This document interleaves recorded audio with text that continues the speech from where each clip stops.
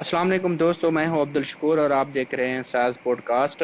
आज जो चीज़ हम डिस्कस करने वाले हैं वो है ईरान और इसराइल की मिडिल ईस्ट में जंग। ईरान और इसराइल की जो जंग है पिछले काफ़ी अरसे से वैसे तो वो बातें जारी थी। जब इस्माइल हनिया वगैरह की मौत हुई थी उस वक्त भी इसराइल ने स्ट्राइक करने की कोशिश की थी, और वजह ये बताई जा रही है कि इसराइल कहता है कि मेरी एग्जिस्टेंस को खतरा है ईरान से।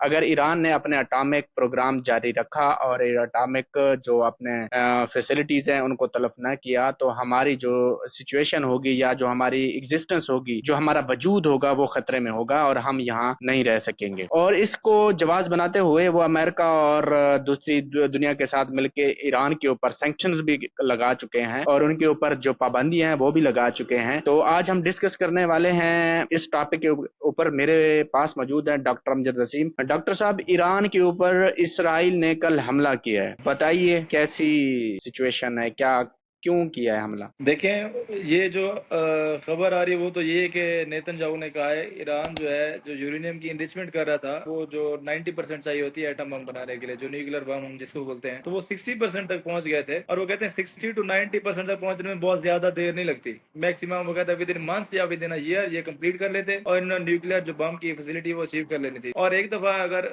ईरान न्यूक्लियर बम बना ले तो इसराइल का कहना ये है कि ये हमारे लिए खतरा है। तो मेन यही वजह है जिसकी वजह से इसराइल समझता है कि ईरान की जो न्यूक्लियर फैसिलिटीज है उसको डिस्ट्रॉय होना चाहिए, और इसीलिए उसने अटैक भी किया है। रिसेंटली जो कल हमले हुए हैं, हमले भी बेसिकली वही थे कि मेरे ख्याल में 300 से ज्यादा उन्होंने हमले किए हैं और 100 से ज्यादा मकामात पे, जिनमें तेहरान उनका कैपिटल भी शामिल है ईरान का।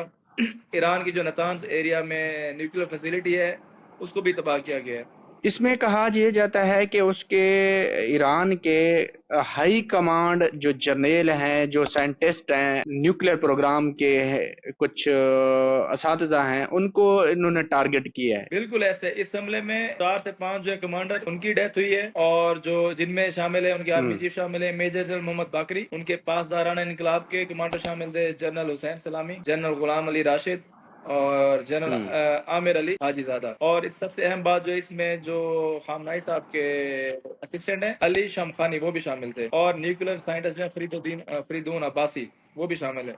उनकी भी डेथ हो गई कल इसराइल के ने काफी अटैक में। सारे सिविलियंस को भी टारगेट किया है। जो वीडियोस आ रही हैं, जो हमारे पास विजुअल्स आ रहे हैं, उसमें काफी सारे मतलब तेहरान के अंदर काफी बिल्डिंग्स डैमेज हुई हैं। वो तो कहते हैं हमने प्रिसीजन स्ट्राइक की हैं सिर्फ उन लोगों को कत्ल करने के लिए, हाई कमांड। बिल्कुल ऐसे उनकी जो इमेजेस या विजुअल्स हैं उनमें तो ऐसे दिखाया जाता है कि आर्मी चीफ किसी एक अपार्टमेंट में थे, विद उनको फैमिली। प्रिसाइजली अटैक किया गया। प्रिसाइजली एक अपार्टमेंट को बिल्डिंग के अंदर। लेकिन इसके अलावा बहुत सारे बिल्डिंग्स को भी डिस्ट्रॉय किया गया है। मोस्टली जो खबरों में आ रहा है 78% की हलाकत हुई है, जिनमें कुछ बच्चे भी शामिल हैं और खवातीन भी शामिल हैं, इसके बाद इंक्लूडिंग ये जो कमांडर्स हैं। जी, तो इसके बाद सिविलियंस भी डोनाल्ड ट्रंप का एक खतरनाक ट्वीट आता है। वो वार्न करते हैं ईरान को कि जब हम पहले भी आपको बताते रहे हैं कि आप ये काम छोड़ दें, मतलब ये जो आपने अटामिक प्रोग्राम स्टार्ट किया हुआ है इसको खत्म कर दें, मुआहदा करें, हमारे साथ मजीद खून रेजी बंद करें, वरना ऐसी हमाकत होगी या ऐसी एक हलाकत होगी कि दुनिया याद रखेगी और ईरानी सल्तनत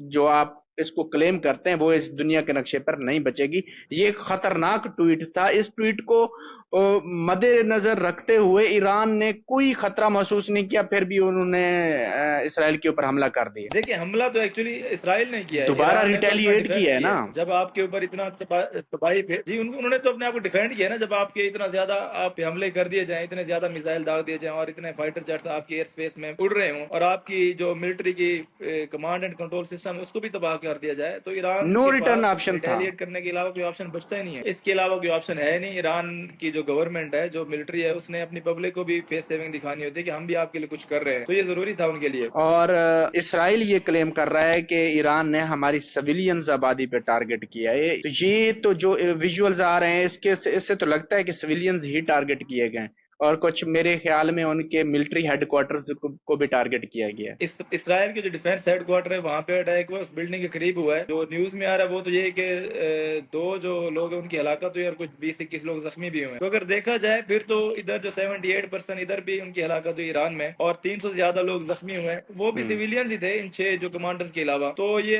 कुछ कहना मुश्किल ही होगा कि किसने सिविलियंस पे पहले अटैक किया, ठीक किसने हो बाद गया। में अटैक किया और है। कौन कौन से शहरों पे हमला किया है इसराइल के? इसराइल ने तो मोस्टली जो मेन जो फोकस अभी आ रहा है तल अवीव पे हमला किया, लेकिन बहुत सारे ऐसे शहर हैं जो मालूम नहीं है। यरूशलेम पे तालाओ और भी इस किया तरह है। के दो तीन शहर भी हैं जहाँ पे न्यूक्लियर रिसर्च के लिए बात है। यरूशलेम में भी तल काफी अबीब पे सारे किया, यरूशलेम पे नहीं धमाकों की किया। आवाजें सुनी गई हैं, वहां पे भी सुना है क्योंकि मैं भी जब स्ट्राइक्स होती हैं तो साफ ज़ाहिर है अब। शायद हुआ होगा, क्योंकि क्योंकि ईरान ने कोई एक दफा तो अटैक नहीं किया, वो रात से करे जा रहे हैं और 5 से 6 मरहलों में वो अटैक कर चुके हैं। और आपने देखा होगा ईरान ने जो अपने रिटेलिएशन ऑपरेशन का नाम रखा है, ऑपरेशन भी या अली इब्न अबी तालिब रखा है। ये भी एक मखसूस नाम है जो कोई कि अल सादिक ब्रेवरी की 3 भी मिसाल है है। मुस्लिम हिस्ट्री में। और ईरान के जो लोग हैं जी, ये दूसरा है जो सादिक 3 है, सादिक वादा टू सादिक प्रॉमिस 3। 3, ये भी रखा है। लेकिन पहला जो ने रिटेलिएशन के लिए ऑपरेशन का नाम रखा या अली इब्न अबी तालिब भी रखा गया था as a symbol of bravery, कि हम रिटेलिएट करेंगे चाहे हम थोड़े भी हों। ठीक हो गया, thank you so much doctor साहब। अभी हम डिटेल वीडियो हमारे एक और एनालिस्ट हैं जफर जमान साहब, उसके साथ भी करेंगे और मजीद डिस्कशन के साथ अगली वीडियो में आपके साथ हाजिर होते हैं।